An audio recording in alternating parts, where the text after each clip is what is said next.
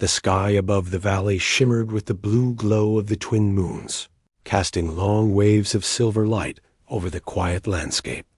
The human soldier named Daniel stepped down from the ridge with steady boots, carrying a small figure cradled in his arms. His breath was slow but firm. The girl he carried was trembling, holding on to him with all the strength she had left.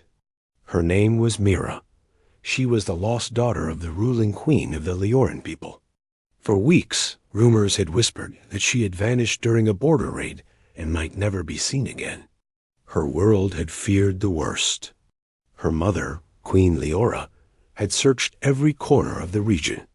No beacon had guided her. No sign had appeared. All hope had thinned like sand slipping through open fingers. But tonight, everything was about to change. Daniel's movements were careful as he walked down the narrow track that led to the Queen's temporary outpost. He felt the girl's heartbeat against his armor.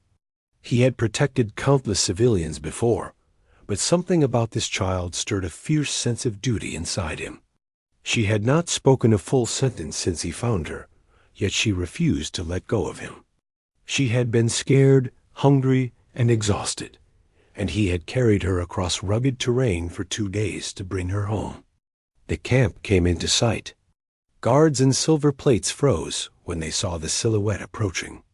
Weapons lowered. Eyes widened. Whispers ran through the ranks.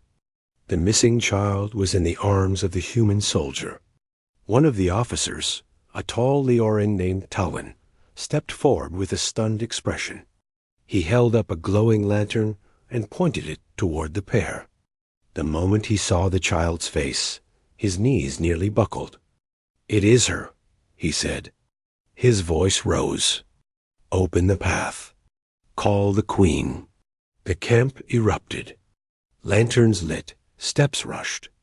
Voices trembled. Someone sped off to alert Queen Leora, who had not rested since the day her child disappeared. Daniel stayed still as the guards formed a respectful circle around him. Myra tightened her small fingers around his armor. He whispered gently that she was safe now, that everything would be all right. She nodded, eyes cloudy with tears that had been held back for too long. Moments later, Queen Leora appeared at the far end of the camp. She walked fast at first, then stopped as if hit with an unseen force. Her breath broke, and her hands rose to her lips. Her eyes locked onto the small face peeking over the human soldier's arm. Myra saw her. The child's body shook. She uttered a broken whisper. "Mom." The Queen stumbled forward, not with the grace of a ruler, but with the desperation of a mother who had feared her child lost forever. Daniel lowered himself to his knee and let the girl slide gently to the ground. Myra took 2 steps, then ran. Queen Leora caught her and dropped to the ground as she pulled her daughter into her arms. The child sobbed. "Mom, I'm back. He saved me." Queen Leora held her tight, unable to speak. Tears streamed down her cheeks as she pressed her forehead against her daughter's. Her shoulders shook with relief. She whispered Myra's name again and again, as if afraid her child might vanish if she stopped saying it. The guards looked away to give the moment its dignity. Daniel rose slowly. For the first time in days, he allowed himself to relax. His mission was complete. He felt a wave of quiet relief wash over him as he observed the reunion. He did not need recognition. Seeing a family restored was enough. Still, when Queen Leora finally lifted her head, her eyes turned toward him with deep gratitude. She rose to her feet while keeping one arm around her daughter. "Human soldier," she said. Her voice trembled, but carried strength. "You brought my child back from darkness. My world owes you a debt no words can repay." Daniel shook his head. "No debt, Your Majesty. I only did what anyone should do." She studied him for a long moment, as if trying to understand how someone from a different world, a different people, could show such selfless resolve. Mira stepped forward and tugged her mother's hand. Mom, he protected me. He carried me when I was tired. He fought the shadows that scared me. The Queen's eyes widened. You fought to protect her. Daniel nodded. There were creatures in the canyon. They cornered her. I moved in before they could reach her. Queen Leora placed a hand over her chest. You risked your life. She needed help, Daniel answered. That was enough for me. The Queen drew a slow breath. She did not respond as a ruler at that moment, but as a mother overwhelmed by gratitude. She bowed her head to him. The guards gasped. A queen bowing to a human soldier was almost unheard of. Daniel quickly stepped back. Please, Your Majesty, you don't need to do that. But she insisted. Tonight I do. Without you, my daughter would be a memory instead of a miracle.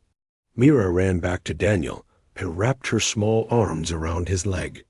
Daniel froze, touched by the gesture. She looked up at him with tearful eyes. Thank you. He smiled gently, touched her hair, and told her to rest because she was safe now. Queen Leora lifted her child again and turned to her officers. Prepare a safe area.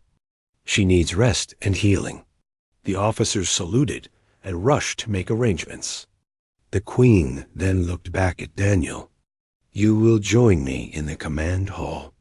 I want to understand everything that happened to my daughter. Daniel nodded. He followed her through the camp. Mira clung to her mother's side and looked back at him every few seconds, as if afraid he might disappear. The Queen noticed the child's behavior. She has grown attached to you, she said quietly. Daniel scratched the back of his neck. She was scared. I was the only one there? Perhaps, the Queen replied. But it is not common for her kind to trust so quickly. You must have shown great kindness. Inside the command hall, the Queen sat with Mira resting in her lap. Daniel stood respectfully before them, as she urged him to recount everything. He described how he had found the girl alone near the fractured ridge, her clothing torn, her small device broken. Signs of struggle around the area suggested she had been separated during a chaotic skirmish. Daniel had followed tracks that indicated she had wandered into dangerous terrain. He explained his battles with the shadow creatures, how Myra had clung to him in fear, how he had given her water, how she had fallen asleep on his shoulder. Queen Leora listened without blinking. At times her grip tightened around her daughter's arm. She asked questions, but they were gentle and focused. She wanted to understand what her daughter had endured. When Daniel finished, she sat in silence for a moment as she absorbed every detail. You acted with courage beyond duty, she said. Many would have turned back once they saw danger. You went deeper. Daniel shrugged lightly. I could not leave her there. Mira lifted her head. Mom, he stayed with me even when I cried. The Queen kissed her daughter's forehead. He is a brave man. Then she looked at Daniel. My people have had a long and uneasy history with humans. This act will be remembered as a moment of hope. Daniel shifted uncomfortably. I didn't mean to affect politics. I just wanted to save her. Queen Leora smiled faintly. And that is why it matters. She ordered a meal and insisted that Daniel rest in the guest quarters. He tried to refuse, saying he had more work to do with his own unit, but she made it clear that he would stay until she said otherwise. My daughter sleeps only when she knows you are near, she said. For now, you will remain as her guardian. Daniel blinked. Guardian, he repeated. Just for the night, the Queen clarified. Until she feels secure. Later, as they walked to the guest quarters, Mira reached out and took Daniel's hand. The Queen watched with soft eyes. She has chosen you, she murmured. Daniel was unsure what she meant, but he did not question it. He simply walked alongside them until they reached the quarters. Myra refused to release his hand until she was finally laid onto her bed of soft, light-woven fabric. Daniel stayed by the doorway. I will be right outside, he told her. The girl nodded. Promise. He smiled. Promise. After she fell asleep, Queen Leora approached Daniel. Her steps were quiet. You gave her hope when she had none, she said.